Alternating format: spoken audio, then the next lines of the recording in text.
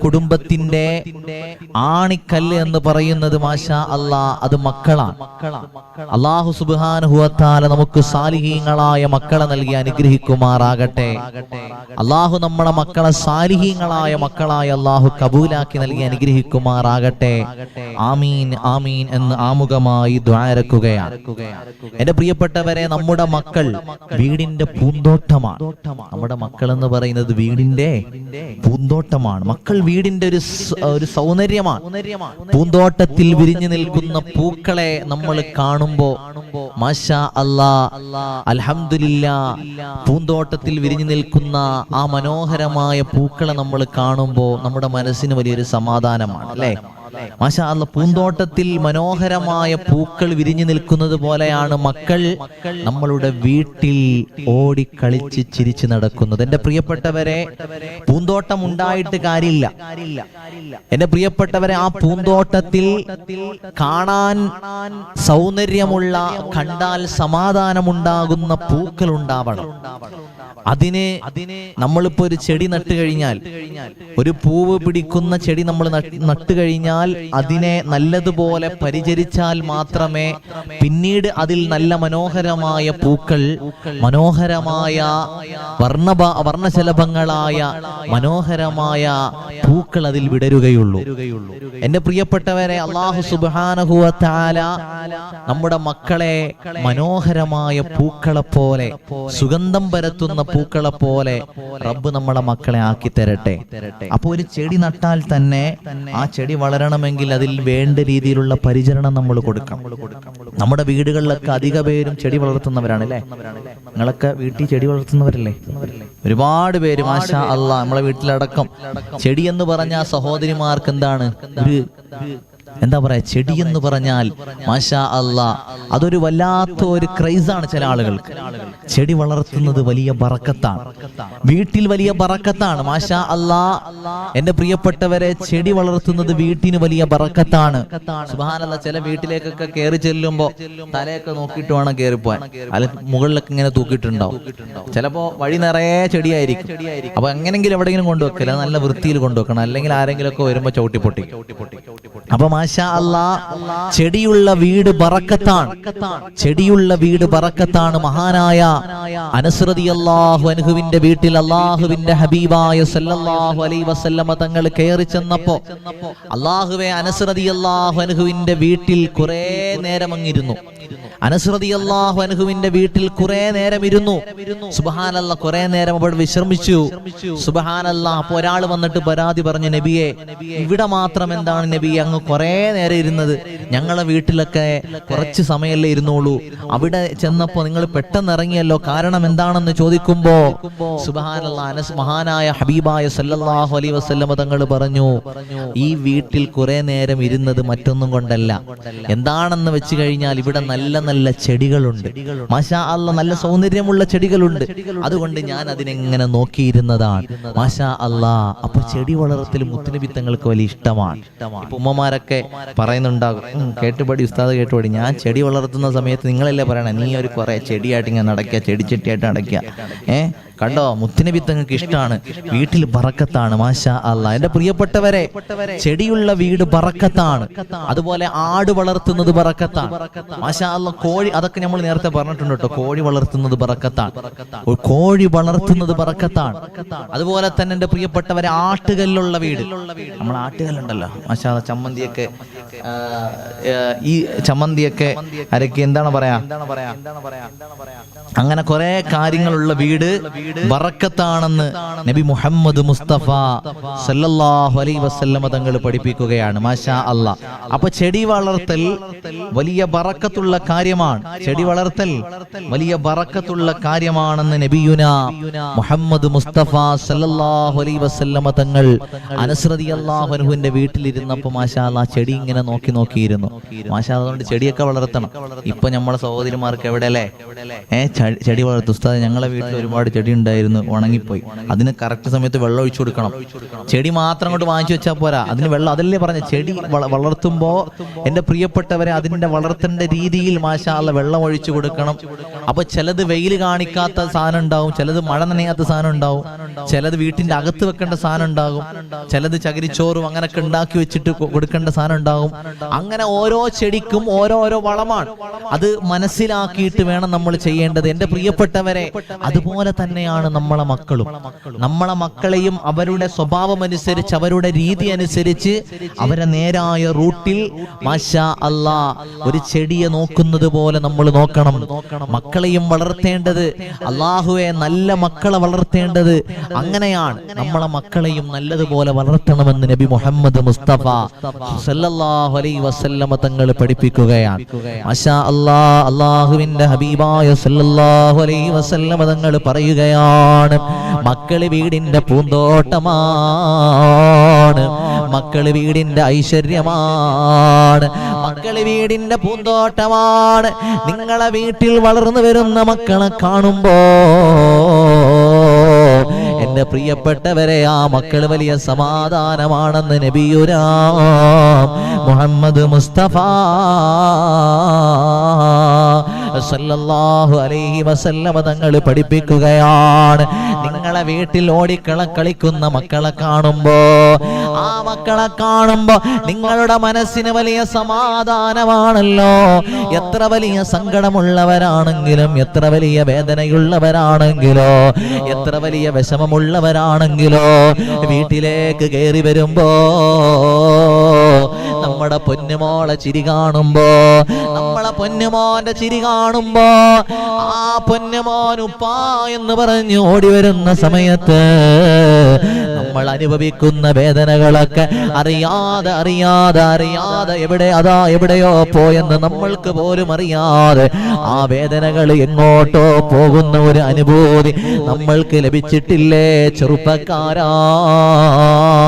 ഉമ്മമാരെ, വീട്ടിലേക്ക് വരുന്ന സമയത്ത് ഭാര്യയും മക്കളെയും കാണുമ്പോ വല്ലാത്ത സന്തോഷമല്ലേ, വല്ലാത്തൊരു സമാധാനമല്ലേ?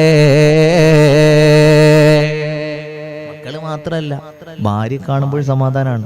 നമ്മളെ വീട്ടിൽ കയറി ചെല്ലുന്ന സമയത്ത് നമ്മുടെ ഭാര്യ മാഷാ അല്ലാഹ് നമ്മൾ ഓടി വരുമ്പോ നമുക്ക് വല്ലാത്തൊരു സന്തോഷമാണ്. അൽഹംദുലില്ലാഹ്, അല്ലാഹു തആല അങ്ങനെയുള്ള കുടുംബജീവിതം നൽകി അനുഗ്രഹിക്കുമാറാകട്ടെ. അല്ലാഹു നമുക്ക് അങ്ങനെയുള്ള കുടുംബജീവിതം റബ്ബേ നീ ഞങ്ങൾക്ക് നൽകി അനുഗ്രഹിക്കണേ റഹ്മാനെ. സുബ്ഹാനല്ലാഹ്, ചില ആളുകളൊക്കെ പിണങ്ങി നിൽക്കും. സുബ്ഹാനല്ലാഹ്, എത്രയോ നാള്, മാസം, 1 മാസവും 2 മാസവും വർഷവും, എങ്ങനെയാണ് അവർക്ക് അങ്ങനെ തോന്നുന്നതെന്ന് അറിയില്ല. അല്ലാഹു അവർക്കൊക്കെ നല്ല മനസ്സ് കൊടുക്കട്ടെ. ഭാര്യമാരും ഭർത്താക്കന്മാരും അത് പരസ്പരം മനസ്സിലാക്കണം. അപ്പൊ ആ പിണക്കമൊക്കെ മാറും. മാഷാ അല്ലാഹ്, നമ്മുടെ വീട്ടിലേക്ക് ഭർത്താവ് നമ്മളൊക്കെ കയറി ചെല്ലുന്ന സമയത്ത് മാഷാ അല്ലാഹ് നമ്മളെ വീട്ടിൽ ഭാര്യ ഉണ്ടെങ്കിൽ നമുക്കൊരു ആശ്വാസം. മാഷാ അല്ലാഹ്, എന്താ നമ്മളുടെ ഡ്രസ്സ് കഴുകാനും അതിന് വേണ്ടിയിട്ട് മാത്രമാണോ? മാഷാ അല്ലാഹ്, അതിന് വേണ്ടിയിട്ട് മാത്രമല്ല. അല്ലെങ്കിൽ നമുക്ക് ആഹാരം കൊണ്ടുതരാൻ, അതൊക്കെ വേണം, അതൊക്കെ ഉള്ളതാണ്. നമുക്ക് ആഹാരം വേഗം കൊണ്ടുതരും. മാഷാ അല്ലാഹ്, നമുക്ക് വേണ്ട രീതിയിൽ സേവനം ചെയ്തു തരും. അതിനേക്കാളേറെ എന്റെ പ്രിയപ്പെട്ട അവരുടെ സാന്ത്വന വാക്കുകൾ, അത് വല്ലാത്തൊരു അനുഭൂതിയാണ്. അല്ലാഹു നമ്മുടെ ഭാര്യമാർക്കൊക്കെ ബറക്കത്ത് നൽകട്ടെ. ഭർത്താക്കന്മാർക്ക് തിരിച്ചും അങ്ങനെ തന്നെയാണ്. ഭർത്താക്കന്മാരുടെയും അങ്ങനെ തന്നെയാണ്. അല്ലാഹു വലിയ ബറക്കത്ത് നൽകട്ടെ. എന്റെ പ്രിയപ്പെട്ടവരെ, ചില ആളുകൾ വർഷങ്ങൾ, മാസങ്ങൾ പിണങ്ങി നിൽക്കും. അതെന്തുകൊണ്ടാണ്? അത് പരസ്പരം മനസ്സിലാക്കാത്തത് കൊണ്ടാണ്. എന്റെ പ്രിയപ്പെട്ടവരെ, നമ്മളുടെ ഒരു ശരീരമാണ് നമ്മുടെ ഭാര്യ, നമ്മുടെ ഭർത്താവ്. നമ്മുടെ ശരീരം പോലെ അവരെ കാണണം. നമ്മുടെ ശരീരം പോലെ നമ്മൾ അവരെ കാണണം. നമ്മളുടെ ഈ 2 കൈ പോലെ അവരെ നമ്മൾ കാണണം. നമ്മൾ എവിടെ നമ്മൾക്ക് പൊരുങ്ങിന് കുത്തുകൊടുത്താലും നമുക്ക് വേദന എടുക്കൂലേ? നമ്മുടെ ശരീരത്തിന് എവിടെ കൊടുത്താലും വേദന എടുക്കൂലേ? സുബ്ഹാനല്ലാഹ്, കാലിൽ ഒരു മുള്ളുണ്ടാലോ ഫുള്ള് വേദന എടുക്കൂലേ? അല്ലെ? നമ്മൾ കരയൂലേ? എന്താ കരയാൻ കാരണം? കണ്ണാണ് കരയണല്ലേ? കാരണം കാലല്ലേ കരയേണ്ടത്? കണ്ണ് കരയാൻ കാരണം എന്താ? നമ്മളെ ശരീരമായിട്ട് ബന്ധപ്പെട്ട് കിടക്കുകയാണ്. നമ്മളെ ശരീരമായിട്ട് എന്റെ പ്രിയപ്പെട്ടവരെ മാഷാ അല്ലാഹ് യോജിച്ച് കിടക്കുന്ന ഭാഗങ്ങളാണ്. അതേപോലെ നമ്മുടെ ഭാര്യയ്ക്കൊരു വേദന വരുമ്പോ, വിഷമം വരുമ്പോ, ഭർത്താവിന് ഒരു വേദന വരുമ്പോ നമുക്ക് സങ്കടം ഉണ്ടാവണം. അപ്പൊ പിണങ്ങി നിൽക്കാൻ പറ്റൂല. നമ്മൾ പിണങ്ങിയ ഭാര്യയ്ക്ക് വിഷമം അല്ലേ? അവർക്ക് ആകെ ഉള്ളത് നമ്മളല്ലേ?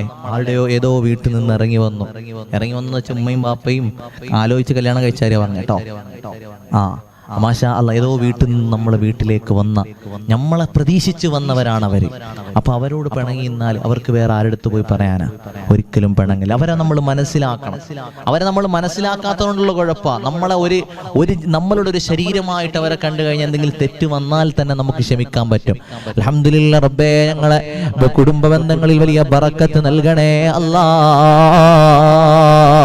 എന്റെ പ്രിയപ്പെട്ടവരെ, അതാ നമ്മുടെ മക്കളെ നമ്മൾ വീട്ടിലേക്ക് ചെന്ന് കാണുമ്പോ, നമ്മളുടെ ഭാര്യമാരെ നമ്മൾ കാണുമ്പോ നമ്മൾ അറിയാതെ നമ്മുടെ വിഷമങ്ങൾ പോവുകയാണ്, നമ്മളെ സങ്കടങ്ങൾ മാറുകയാണ്. എന്റെ പ്രിയപ്പെട്ടവരെ, അള്ളാഹു നമ്മുടെ മക്കൾക്കും നമ്മളെ ഭാര്യ ഭർത്താക്കന്മാർക്കും അള്ളാഹു വലിയ സന്തോഷം നൽകി അനുഗ്രഹിക്കട്ടെ. അള്ളാഹു റാഹത്തുള്ള ജീവിതം നൽകട്ടെ. നമ്മളെ മക്കള് നമുക്ക് സമാധാനമാണ്. അതേത് മക്കളാണെങ്കിലോ, ആണാണെങ്കിലും പെണ്ണാണെങ്കിലോ, അള്ളാഹു നമുക്ക് നൽകിയ മക്കള് അത് വലിയ സന്തോഷമുള്ളവരാണ്, നമുക്ക് സമാധാനം നൽകുന്നതാണ്. അള്ളാഹുവേ, ഞങ്ങളെ മക്കളെ സാലിഹീങ്ങളായ മക്കളാക്കണേ അല്ലാ. ഇത് പറയുമ്പോ കുറെ കുടുംബങ്ങൾ കരയുന്നുണ്ടാകും. ഉസ്താദേ, കല്യാണം കഴിഞ്ഞ് ഒരുപാട് ചികിത്സ നടത്തി ഇന്ന് വരെ മക്കളായിട്ടില്ല. ഡോക്ടർമാര് മക്കളുണ്ടാവൂല എന്ന് പറയുന്നത് പ്രതീക്ഷ നഷ്ടപ്പെട്ടു പോയി. അല്ലാഹുവേ, നീ മക്കളെ കൊടുക്കണേ റഹ്മാനെ, മക്കളെ കൊടുക്കണേ റഹ്മാനെ, മക്കളെ കൊടുക്കണേ റഹ്മാനെ. വിഷമിക്കണ്ട കുടുംബങ്ങളെ, അള്ളാഹു നമ്മളോട് പറഞ്ഞതല്ലേ, എന്റെ റഹ്മത്തിനെ നിങ്ങൾ എപ്പോഴും പ്രതീക്ഷിക്കണോ, എന്റെ റഹ്മത്തിനെ നിങ്ങൾ എപ്പോഴും പ്രതീക്ഷിക്കണോ, എന്റെ റഹ്മത്തിനെ നിങ്ങൾ എപ്പോഴും പ്രതീക്ഷിക്കണം. ഒരു നാളിൽ നിങ്ങൾക്ക് ഞാൻ റഹ്മത്തിന്റെ സന്തോഷമായി വരുമെന്ന് റബ്ബ് നമ്മളെ പഠിപ്പിച്ചതല്ലേ. കൻസുൽ ജന്നയിലൂടെ എത്ര ആളുകൾക്കാണ് റബ്ബ് മക്കളെ കൊടുത്തത്. നമ്മൾ ചെല്ലുന്ന ദിക്റിന്റെ ബറക്കത്ത് കണ്ടല്ലേ. ഇന്ന് രാവിലെയും ഒരു കുടുംബം വിളിച്ചിട്ട് സന്തോഷം പറയുകയാണ്. ഉസ്താദേ, കരഞ്ഞുകൊണ്ടാണ് ആ ഉമ്മ പറയുന്നത്, ഉസ്താദേ, ഞാൻ 1.5 കൊല്ലമായിട്ട് ഈ മജ്‌ലിസ് കേട്ടുകൊണ്ടിരിക്കുന്ന ഉമ്മയാണ്. എന്റെ 2 പെൺമക്കളുണ്ട്. 2 പെൺമക്കളുടെ കല്യാണവും കഴിഞ്ഞു. ഒരാളുടെ കല്യാണം കഴിഞ്ഞിട്ട് 9 കൊല്ലമായി, ഒരാളുടെ കല്യാണം കഴിഞ്ഞിട്ട് 3 കൊല്ലമായി. 2 പേർക്കും മക്കളില്ല. അൽഹംദുലില്ലാ ഉസ്താദേ, എങ്ങനെയെന്ന് ഞങ്ങൾക്ക് പറയണമെന്നറിയില്ല. 9 കൊല്ലമായി മക്കളില്ലാത്ത എന്റെ ആദ്യത്തെ മോളുടെ, അൽഹംദുലില്ലാ, ആദ്യത്തെ മോൾക്ക് അല്ലാഹു ഇപ്പോൾ ഗർഭം നൽകി.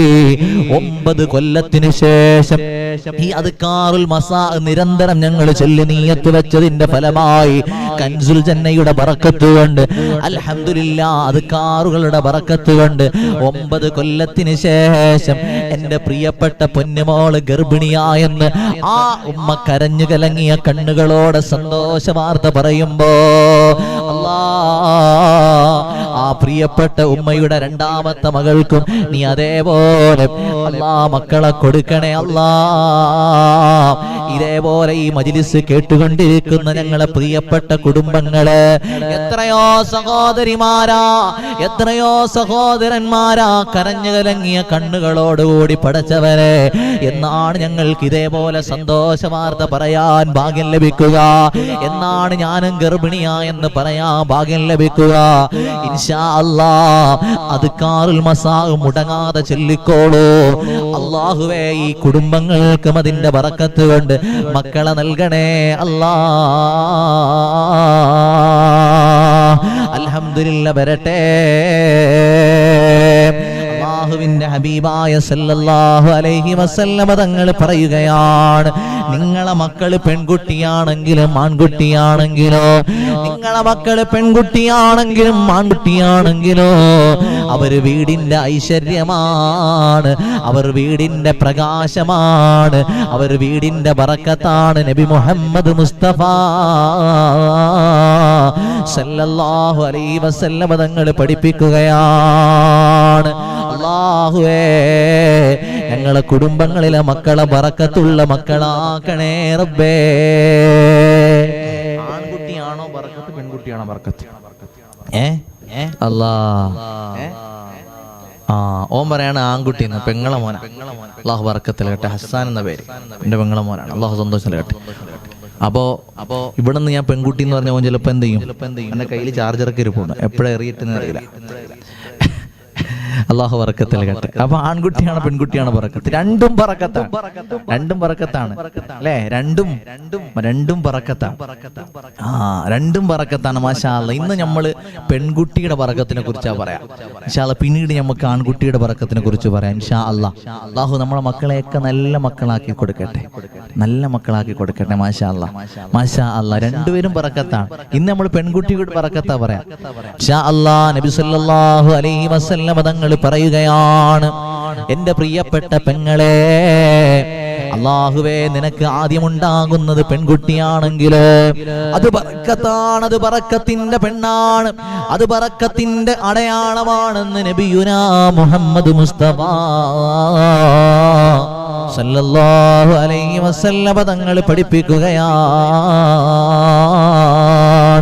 റബ്ബേ, ഞങ്ങൾ ആൺമക്കളെയും ഞങ്ങളെ പെൺമക്കളെയും അല്ലാഹു ഈമാനുള്ള സാലിഹീങ്ങളായ സാലിഹത്തുകളായ മക്കളാക്കണേ റബ്ബേ. അപ്പോ ഒരു പെണ്ണ് പ്രസവിക്കുമ്പോ ഒന്നാമത്തെ പ്രസവം പെണ്ണാണെങ്കിൽ മാഷാ അല്ലാഹ്, അല്ലാഹു നിങ്ങളുടെ ജീവിതത്തിൽ ബറക്കത്ത് നൽകിയെന്നതിന്റെ അടയാളമാണ്. ആ പെണ്ണ് ബറക്കത്താണ്, ആ ഉമ്മ ബറക്കത്താണ്, നിങ്ങളെ ഭാര്യ ബറക്കത്താണ്, നിങ്ങളുടെ ജീവിതം ബറക്കത്താണ്. നബി മുഹമ്മദ് മുസ്തഫ